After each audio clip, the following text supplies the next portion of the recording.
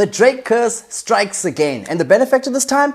Dricus Du Plessis has been crowned as the new UFC middleweight champion on a split decision. Now, if you ask a local Afrikaner about a split decision, they'll probably reply, "It was that time we split the country in half." Nah, chom, it just means that the bout was a close contest with your boy winning it in controversial fashion. But on that Drake gambling addiction, I feel like the only chance we have as a country for the ANC to lose these elections is if Drake puts a wager on the ANC to win it by 60%. Who's going to tell Drake that you can't buy results like he buys hookers and #1 streams? But let's get back to the matter at hand. Dricus is a UFC champion, which means Dutch courage is back on the rise. Now, for those of you who don't know what Dutch courage is, let me elaborate. It is the uncontrollable urge for a Dutchman to go into a violent rampage at a rugby game, a bar, or any public setting. And why do they do it? We don't know. It may be the fear of things being economically equal. Dutch courage is such an urban myth that it's even made an appearance in the Marvel universe. In the first Thor movie, they thought he was an Afrikaner after he broke into the CIA facility and beat up all those guards. Take a look at this.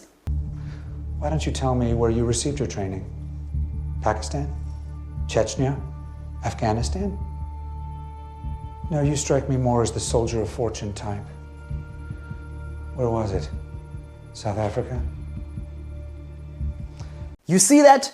Now, last year we saw good and bad Dutch courage. Remember the Klagstorp incident when that one guy was punched into the blow van onze hemel?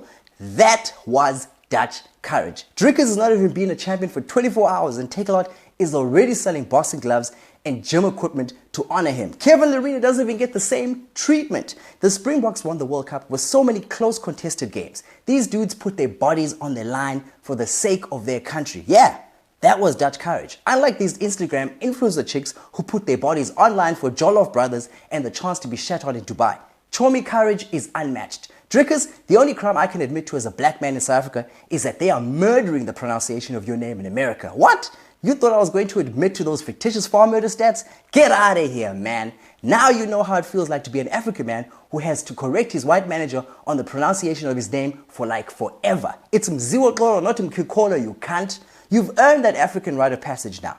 Now that you've called out Izzy for your next fight, the UFC has a chance to do the biggest thing. A fight for the soul of South Africa. The original land colonizers versus the new age building colonizers. Brute force versus drug force. South Africa versus Nigeria. The winner gets to keep Orania and those drug infested buildings. You win that and you would have earned your public holiday. But all jokes aside, well done on your victory and still enforcing the stereotype for that anything to be done right in this country, it has to be done by a white man.